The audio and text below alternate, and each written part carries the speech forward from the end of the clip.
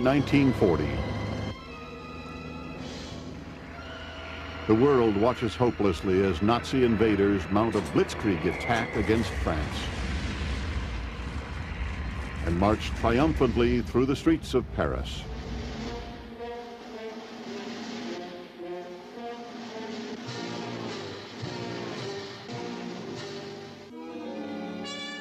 But behind the tears of a defeated people comes the rumbling of rebellion.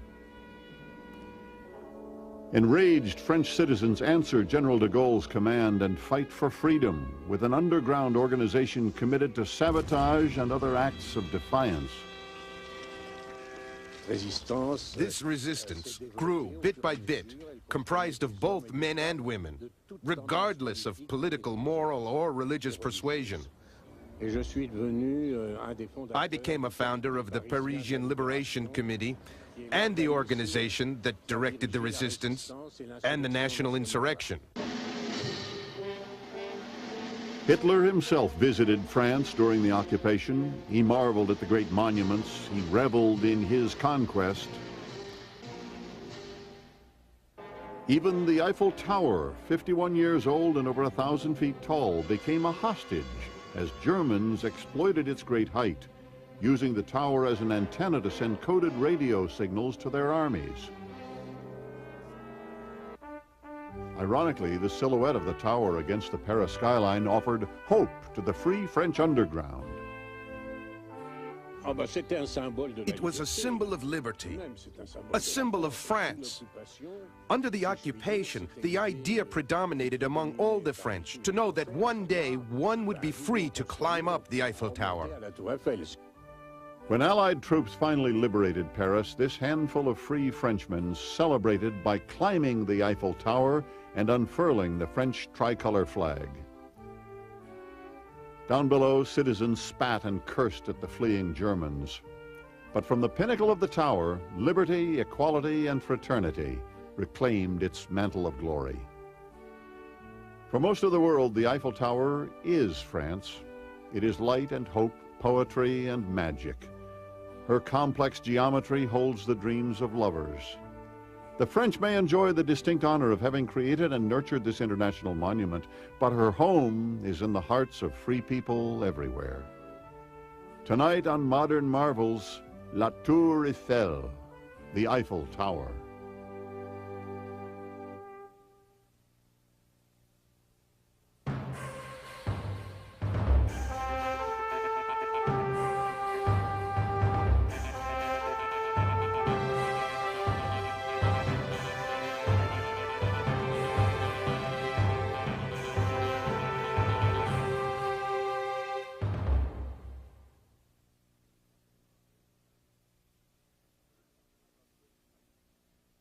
There is something about great height that suggests a spirit of triumph to the soul.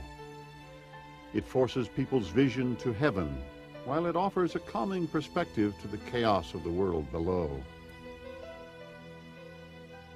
Throughout the ages, people have challenged architectural and engineering limits to achieve great structural height.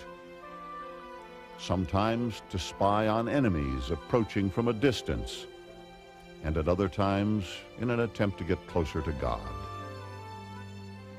There are those who insist on finding practical applications for towers.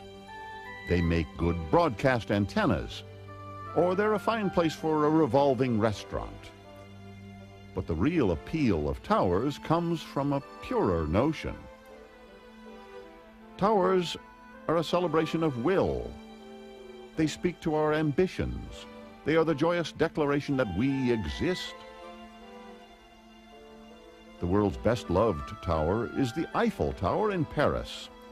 Its soaring height, its delicate lines, its airy volume, all reflect the best part of the French spirit.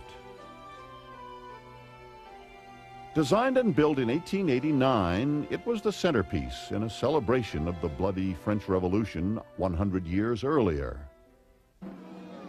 On July 14, 1789, in a flood of revolutionary passion, Parisian artisans led an attack against French aristocracy and stormed the Bastille, the infamous prison where the poor and politically incorrect were locked away.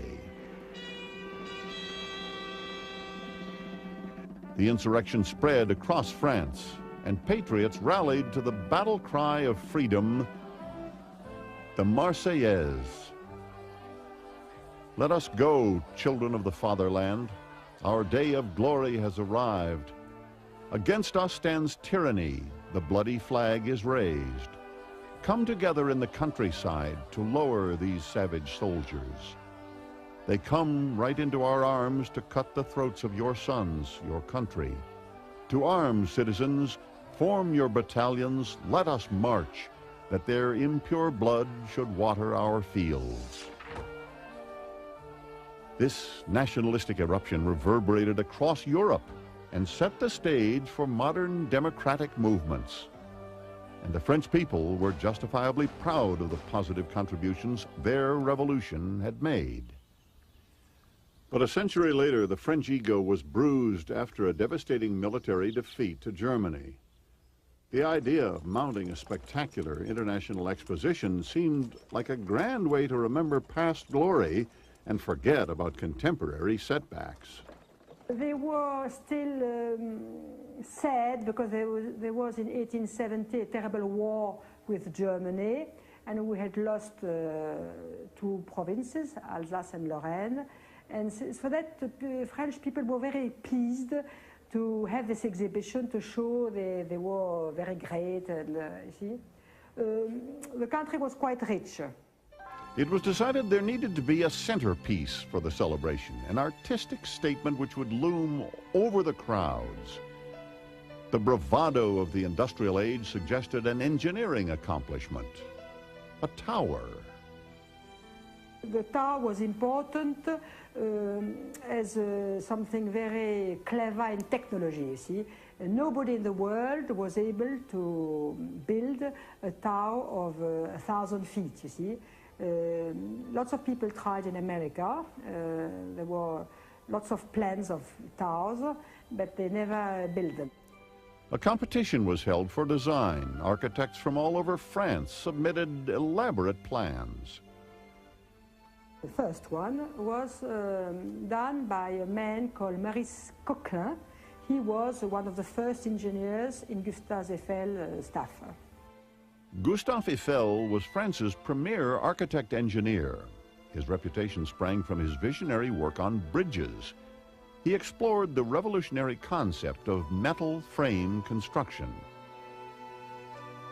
His genius attracted the finest architects in France to his studio, and Eiffel's association with the project virtually guaranteed its funding and completion. Two young engineers on Eiffel's staff, Maurice Coquelin and Émile Nogier, actually created the concept of the 300-meter tower for the 1890 exhibition in Paris. They sketched the first crude designs for a framed structure, then called on architect Stephen Savastre to add ornamental flourishes, the arching floral elements and sculptural nuances. Their romantic inspiration was an 1887 French architectural notion that one could touch the sky from a structure if it reached the impossible height of 1,000 feet. Eiffel saw their plans and shared their dream. Their work was soon adopted by Monsieur Eiffel. At first, he agreed to add his name to the contest submission to improve its chances of winning. But he quickly became interested in the tower concept and began to add his own unique flourishes. Once Eiffel's name was on the project, everyone knew the outcome of the competition. With his social and political connections, Eiffel was well equipped to push the project through the Parisian bureaucracy. And he had the technical ability to transform the project from a paper design to a three-dimensional reality. The tower was designed to represent France's participation in the industrial age. As a symbol and as an engineering challenge, there was a lot riding on the success of the tower. But Eiffel was determined to exhibit the same innovative spirit in construction that he had employed in the design.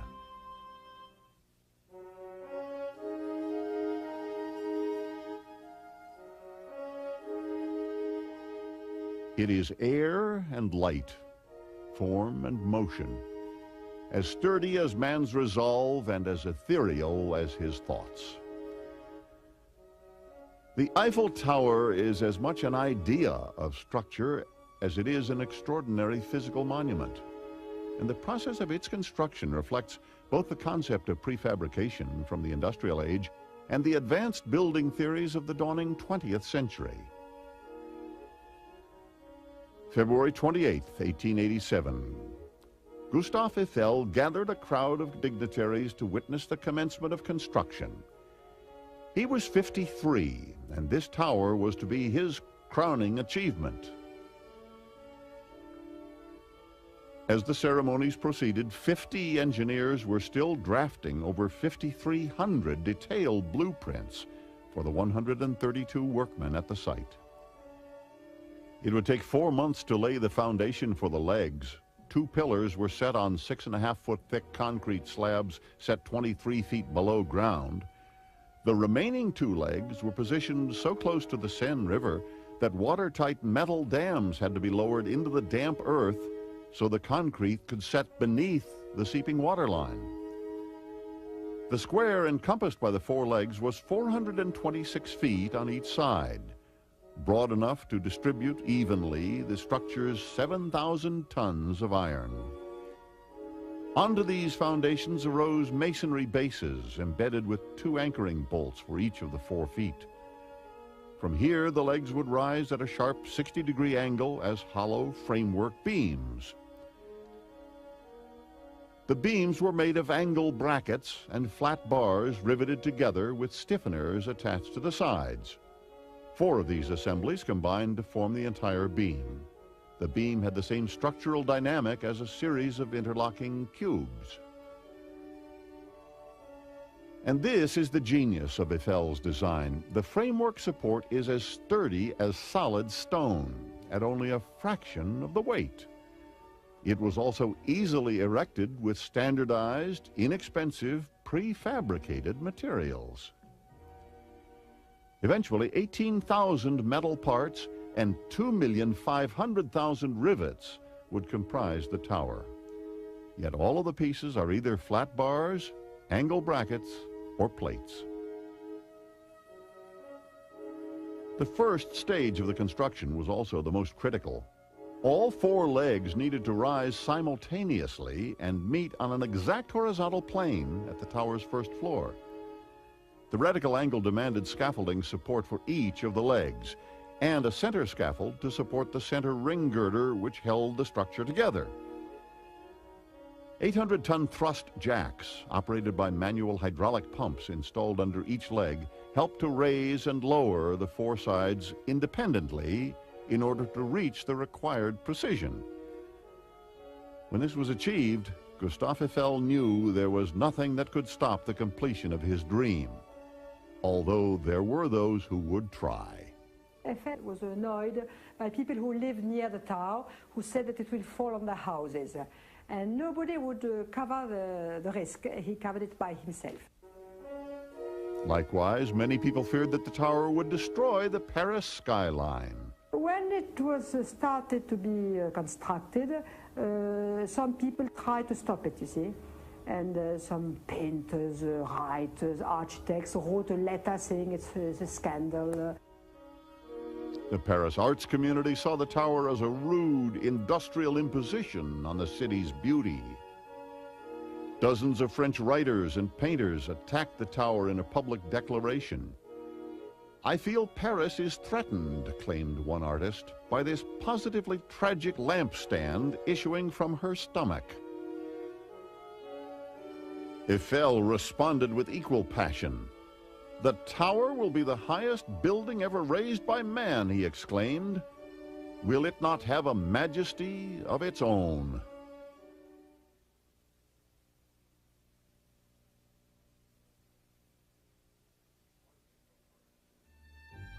By April 1st, 1888, the 300-meter Tower of Paris was an eruption of iron lifting skyward and carrying with it the spirit of France. And finally, the general public, it seemed, was falling in love. The people in Paris, general public, really felt a very strong feeling of admiration toward this tower. What had begun as the skeletal suggestion of form was now exhibiting grand, flowing design. The graceful rise of the legs, the arcing, decorative additions contrasting with the stern regimen of exposed bolts. Here was a work of art that spoke to an aggressive world preparing for dramatic change. The work progressed with lightning speed. Eiffel was mounting the operation as if he were conducting a war with crisp military precision. The structure was in fact prefabricated in the Eiffel factory. While the tower was assembled, at the most you had something like 300 people working on the site. Bits of the structure littered the site like scattered pieces of a child's erector set. Riveting teams worked in groups of 4 to keep up with the frantic pace. As soon as one load of iron was attached, 4 12-ton cranes would deliver more, crawling up the guide shafts where future elevators would soar. The second floor was finished a little over a year after the start of construction, and less than a year after that, on March 31st, 1889, the entire tower was complete. It had taken only 2 years, 2 months, and 5 days to build what would be the world's tallest structure for the next 40 years. Remarkably, there was not a single death as the result of the challenging and dangerous work. Eiffel himself was the first to climb the 1,710 steps to the summit and unfurl the French tricolor flag. Beneath him, the city of Paris. It seemed as if its soul was being funneled up the mighty legs of the tower and sprayed across the sky in a celestial celebration. When the 1889 Universal Exposition of Paris was officially opened, the glittering centerpiece was the 300-meter tower. Officials called it the greatest crowd-flabbergasting machine ever built. But soon it was simply to be known as the Eiffel Tower.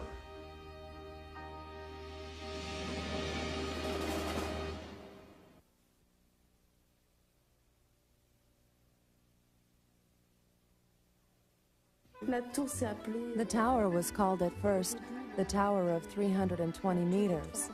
Even in the beginning, the pylon of 320 meters. Then the 320-meter tower.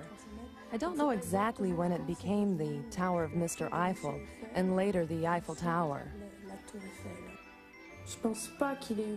I think it escaped him that it would go any further than a very high, functional tower of great dimension.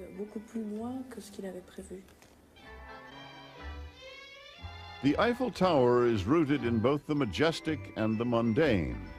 It may have been the tallest structure on the planet, but it was equally cherished by Monsieur Eiffel because of the tremendous personal income it generated.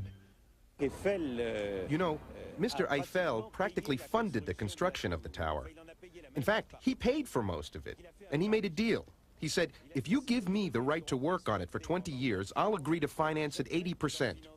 If he had not believed in the success of his tower, he would not have jumped into this venture in which he succeeded so magnificently. Monsieur Eiffel had a private apartment on the tower from which he conducted scientific experiments and met with important dignitaries. All the while, he could watch the elevators lifting nearly 2 million tourists to the top in the first year, representing over $1 million income to Eiffel as he personally garnered the receipts from ticket sales. Eiffel could earn money with the people going up, and he made a great lot of money. He was very rich after. Eiffel were not at all an artist. He was an entrepreneur. Contrasting opinions of Monsieur Eiffel spring from the multifaceted and conflicting nature of his character. He may not have been an artist, but his approach to metal frame construction established a structural aesthetic which is still admired today. He may have been a national hero after building the tower in 1889, but the next year, he was convicted of profiteering in the failed French effort to construct a Panama Canal. The canal was the dream of French engineer Ferdinand de Lesseps, who had triumphed with his Suez Canal and was determined to duplicate that feat in Panama. De Lesseps invited Eiffel to suggest an engineering approach to accomplish the jungle waterway, and Eiffel proposed an innovative system of locks. That idea was rejected by de Lesseps, and the result was disastrous. Canals cannot be carved through swamps and jungle.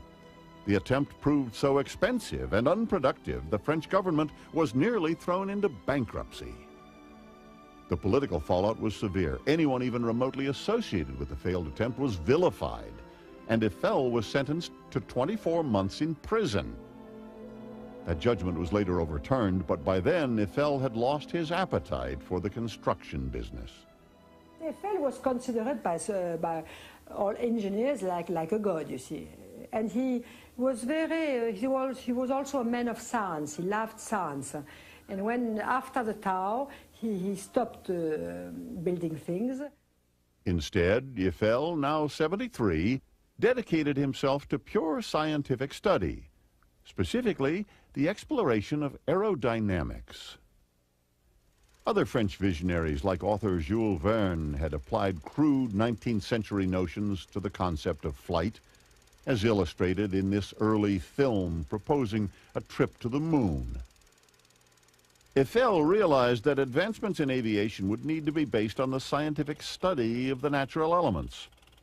But while some well-meaning researchers were mired in the idea of outlandish mechanical contraptions, and others were attaching feathered wings to their arms and tossing themselves off the tower like birds, Eiffel returned to his analytical roots and built a workshop that still operates today. Mr. Eiffel, well, he made the first wind resistance tests because all of his life he had problems with the wind. That was his enemy, number one. And in 1906...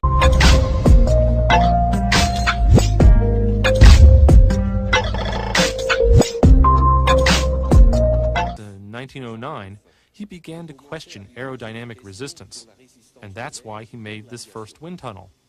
One can say that in this wind tunnel, where you're standing right now, French aviationary studies began.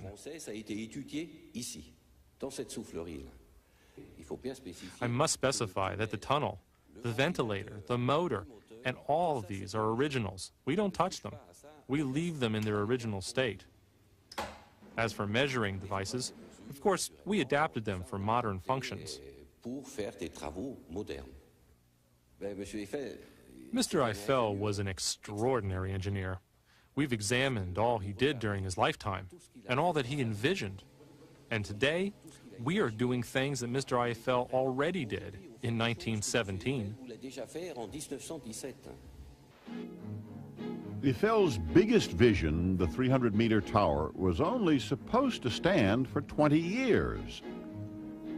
But he had grown accustomed to using the structure as his personal reception area, a way to maintain his high profile over Parisian society. So he launched an aggressive campaign to save his tower from the wrecking ball. He conducted over 5,000 experiments in his lofty laboratory, but it was radio that saved the day, and the tower. The giant metal structure was the perfect antenna. From the top, signals could be transmitted as far away as North America. So although destined for demolition in 1909, Eiffel's tower won a reprieve as radio helped France monitor the dark clouds of war looming over Germany. In 1914, World War swept over the European continent. For Paris, the conflict came so close that soldiers often took taxis to travel to the front lines. But with the help of the Eiffel Tower, generals could listen in on the movements of the enemy and declare Zeppelin alerts from their elevated perch. In 1923, 5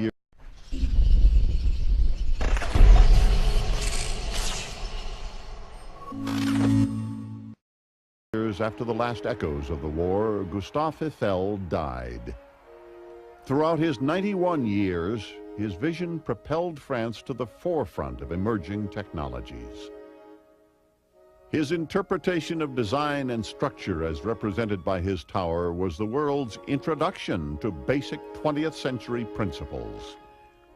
The future of construction would forevermore be linked to the unified participation of modest, interlocking elements.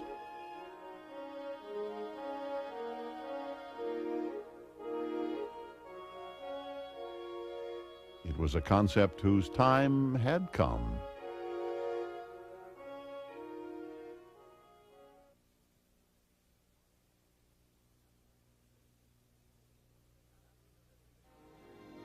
After the devastation of World War, Paris was anxious to lift its battered spirits and embrace a brighter day.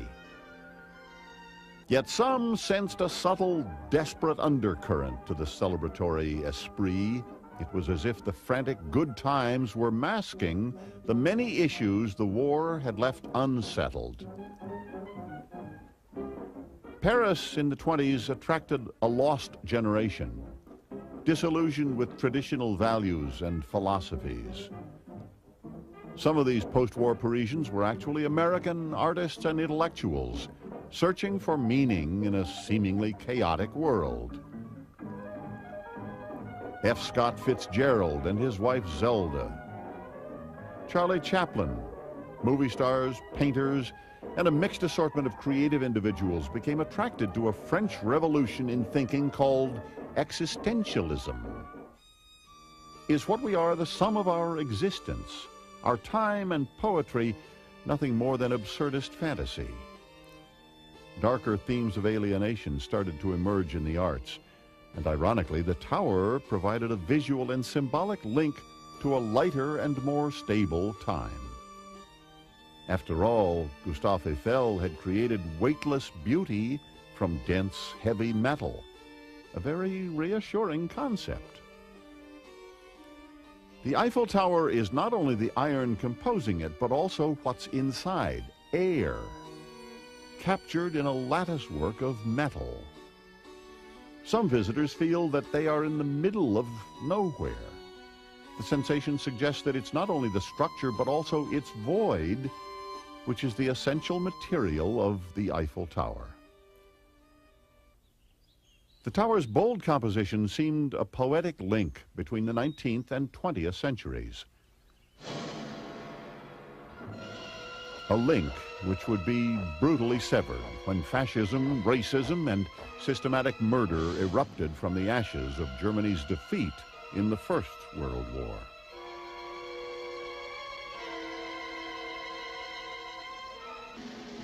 May 1940, in the terrifying panic of a Nazi blitzkrieg, Paris and the Eiffel Tower were taken hostage.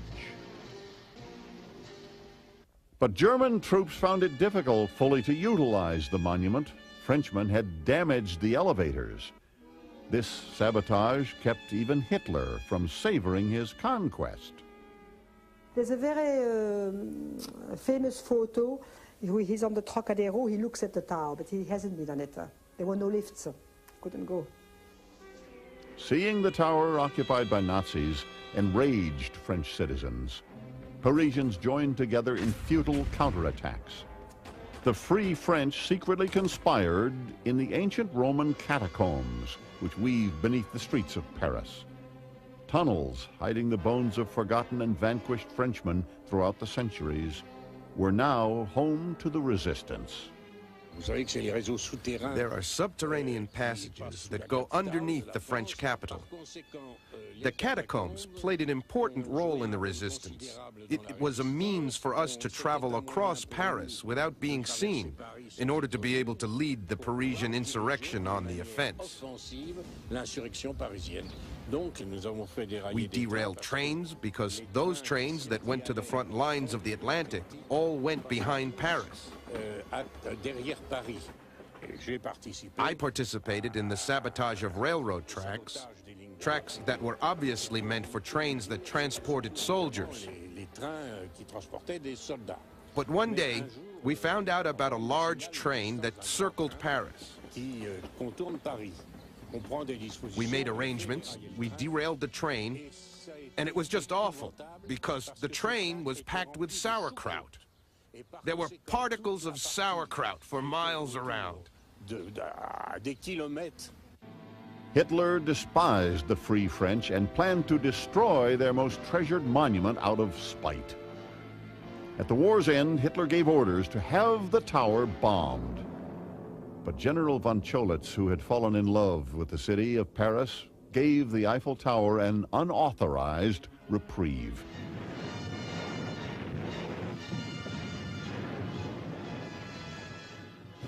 People of Western Europe, a landing was made this morning on the coast of France by troops of the Allied Expeditionary Force. The hour of your liberation is approaching.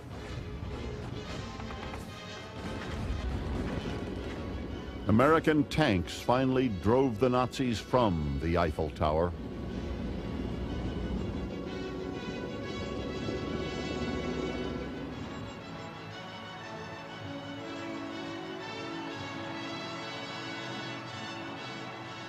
But when liberation finally came to Paris, the French government was in a shambles. The old leaders were gone. The next generation was ill-equipped to raise the country to its former glory. From 1945 through 1960, the people of France voted 20 different provisional governments into power. It was political chaos, until General Charles de Gaulle was finally persuaded to lead the country out of post-war calamity. Only a man of his strength and broad appeal could have saved the Republic. De Gaulle rallied the disheartened country and gave France back its spirit. Its soul, however, had always been protected in that giant cage of the Eiffel Tower. But just as France needed a new vision for the second half of the 20th century, the Eiffel Tower needed a new commitment to its care and maintenance if it were to stand at all.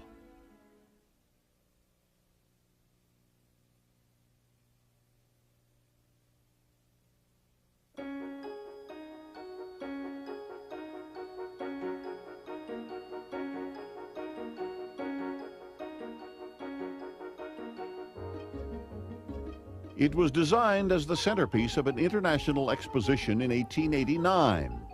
Today, more than a century later, the celebration continues, as well over 1,000 people visit the Eiffel Tower every hour.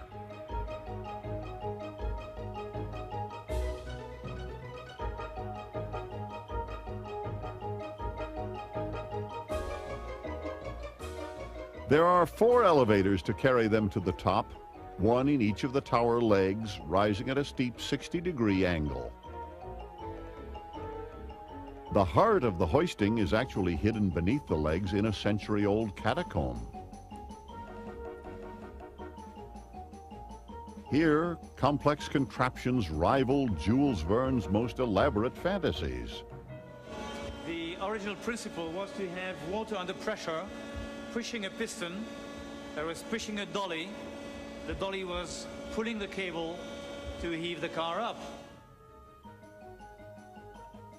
The 100-year-old technology forms an animated mosaic, giving the impression that the lifting is done by a giant mechanical toy.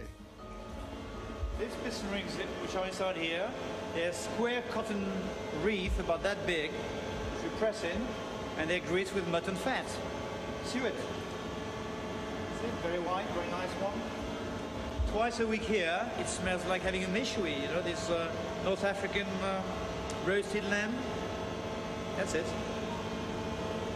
All technology works beautifully. That's leather. That's leather, same material. But it's compressed, it's shaped, you have various shapes. It's true leather, and it's impregnated with oil which is made from the hooves of oxen.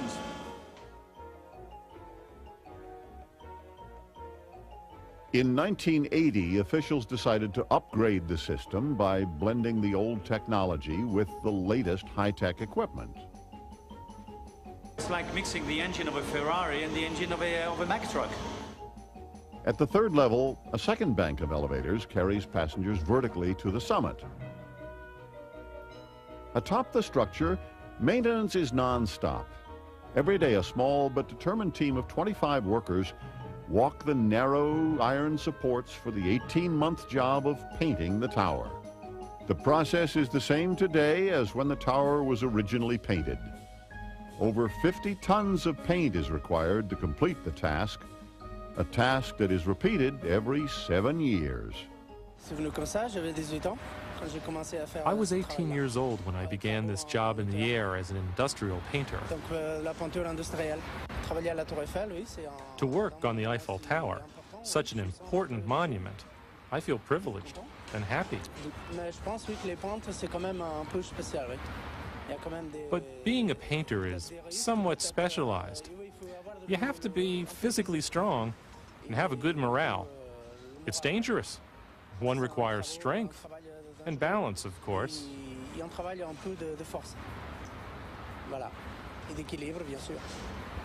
The higher I am, the better I feel.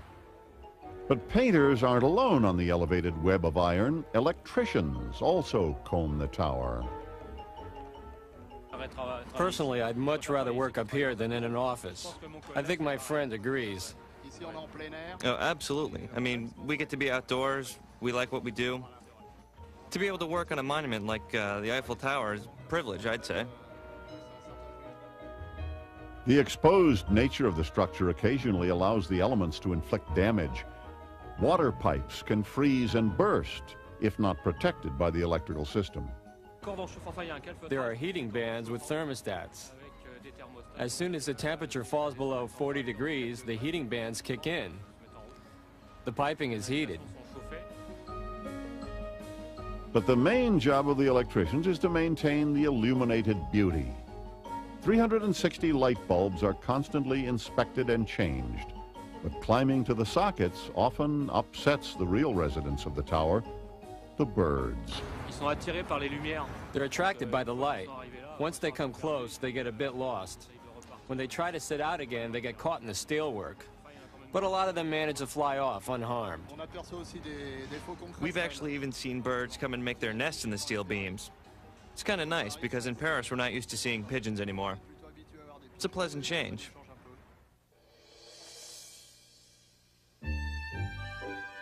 Early evening, the sun casts its last golden pink rays over the city of Paris. The homes, the museums, the monuments and cathedrals, and the couples who gather on the tower.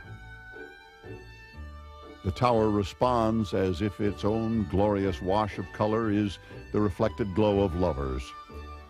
The lighting design is calculated to enhance the romantic ambiance.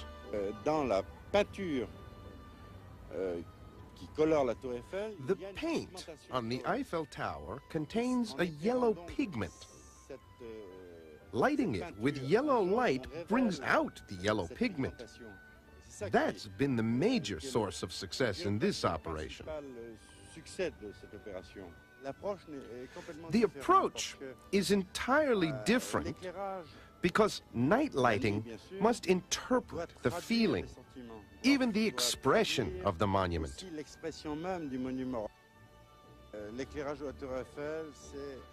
The Eiffel Tower lighting seeks to validate the architecture of this star attraction in Paris. It's the star of Paris at night.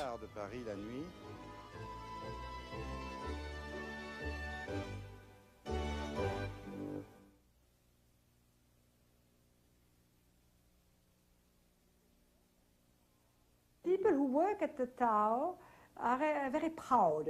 Some even too proud. It's like if they had built the tower. There is a sense of ownership which is shared among those who work the tower, especially the employees whose task is to greet visitors. My job, in fact, is to organize the tour guides. I am responsible for the group. We're now in the North Pillar. Each of the four corners of the Eiffel Tower is represented by pillars, in which you will find the elevators. Down there is the beautiful France restaurant, and above it the Parisian restaurant, the two restaurants of the first level. And over there is the Cinemax Gallery, where you'll find a post office, souvenir shops, buffets, ice cream vendors. There are lots of interesting things in the gallery. The tower was originally designed as a tourist mecca, and it still serves that light-hearted function today. But its magnificent vistas and staggering height sometimes attract a darker element. People periodically try to jump off the Eiffel Tower. Already 380 people have committed suicide. That's an average of about 3 or 4 a year. So we regularly try to control the situation. We try to reason with them. We would try to find out their motive.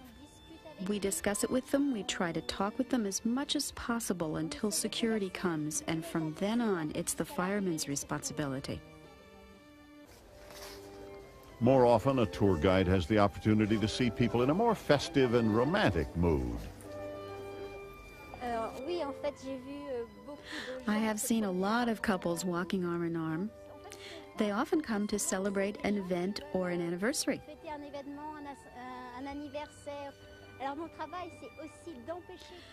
Our job also includes discouraging these people from riding on the Eiffel Tower. Most of the time we chase them and we try to catch them, and sometimes it's a little game between the tourists and ourselves. We are on the 3rd floor of the Eiffel Tower in front of the Jules Verne restaurant. This restaurant is one of the symbols of Paris precisely because it's located way up on the 3rd floor. There's only one Eiffel Tower, only one 3rd floor. It's certainly the best location in the world unless there's a restaurant on top of Mount Everest. The ceremony and celebration of haute cuisine is a tradition on the tower extending back to its earliest days. Food is more than nourishment for the French. It is a passion. It happened about 6 months after I arrived in Paris. I informed my wife that I had a mistress. She just stared at me. And I said, she's an old mistress. She looked even more surprised. After about 5 minutes, I told her my mistress is the Eiffel Tower. Some artists paint, some work in stone. Master chef Alain Rex prefers pâté, practicing his culinary magic at the Jules Verne, the exclusive 4-star restaurant midway up the lofty height of the tower. The view of Paris really inspires me. It inspires me to create new dishes every day. We have 115 people employed in the Jules Verne restaurant alone. There's a lot of hustle and bustle, a lot of people. I love that. Armed with spatulas, whisks, paring knives, and soufflé dishes, Chef Rex and his men fight for the honor of France.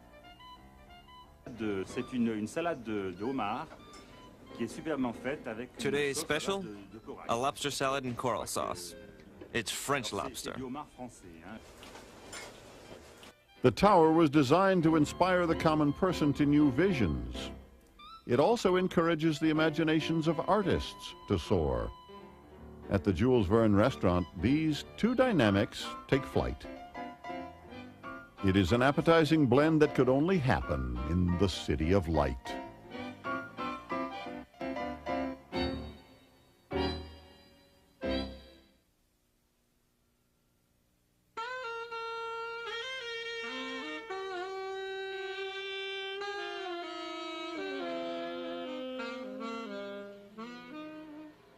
Paris is often called the City of Light. But to what quality of light does the title refer?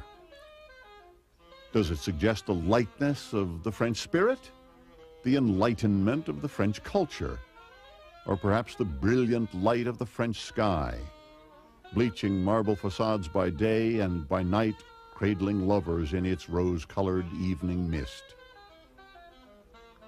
Maybe it's the magic light of a cabaret where Toulouse-Lautrec painted and played.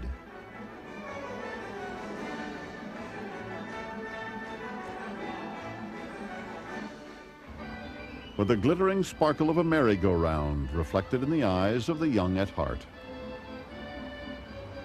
The light of Paris is all these images and experiences, yet it finds its most vibrant voice in the silent exultation of Monsieur Eiffel's tower. I believe that the Eiffel Tower has taken an entirely unique place in the world. It's almost become a myth. It sort of glorifies science. It was built during an era when it was thought that science and technology would make mankind happy. I believe also, because of its shape, it is very, very special and can be easily drawn. I think also that it is a useless object, and that a useless object has a great therapeutic value.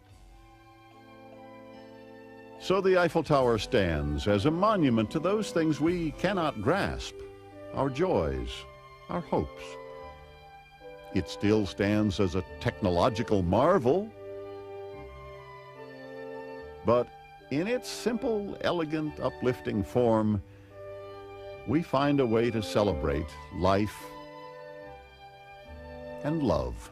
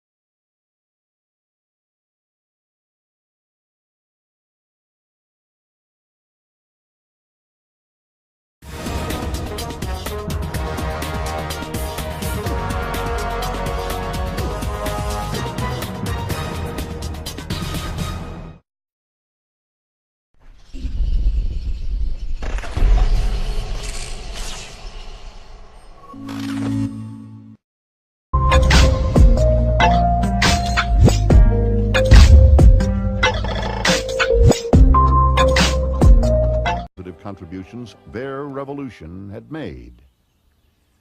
But a century later, the French ego was bruised after a devastating military defeat to Germany.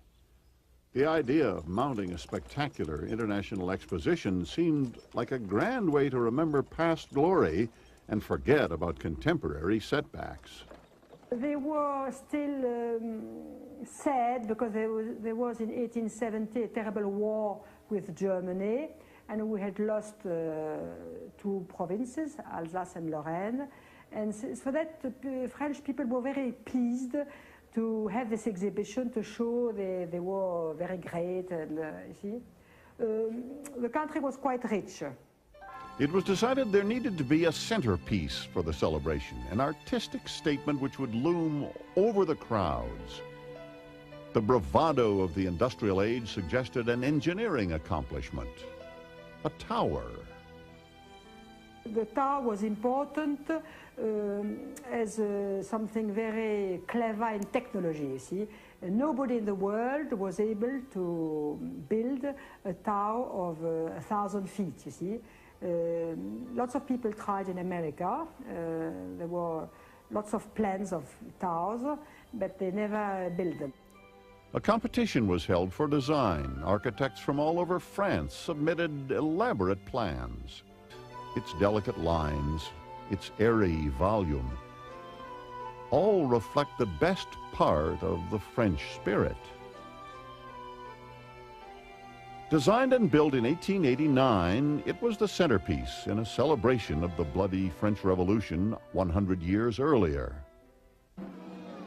On July 14, 1789, in a flood of revolutionary passion, Parisian artisans led an attack against French aristocracy and stormed the Bastille, the infamous prison where the poor and politically incorrect were locked away. The insurrection spread across France, and patriots rallied to the battle cry of freedom, the Marseillaise. Let us go, children of the fatherland. Our day of glory has arrived. Against us stands tyranny. The bloody flag is raised. Come together in the countryside to lower these savage soldiers. They come right into our arms to cut the throats of your sons, your country. To arms, citizens, form your battalions, let us march, that their impure blood should water our fields. This nationalistic eruption reverberated across Europe and set the stage for modern democratic movements. And the French people were justifiably proud of the positive.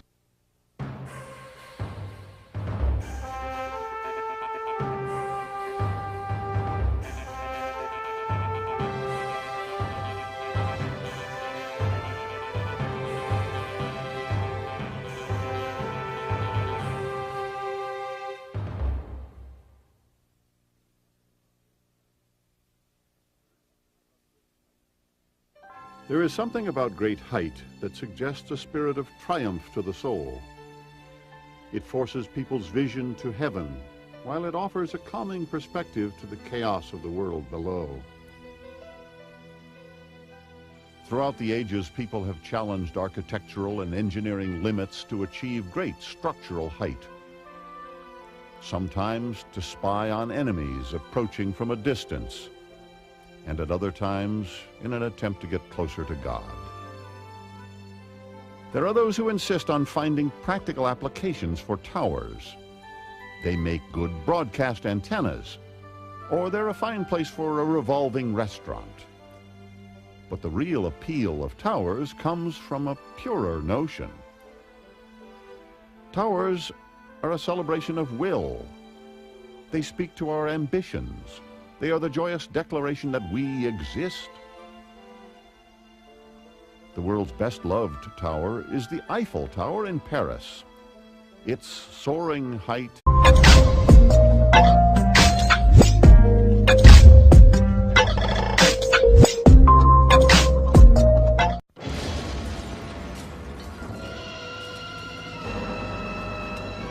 May 1940. The world watches hopelessly as Nazi invaders mount a blitzkrieg attack against France and march triumphantly through the streets of Paris.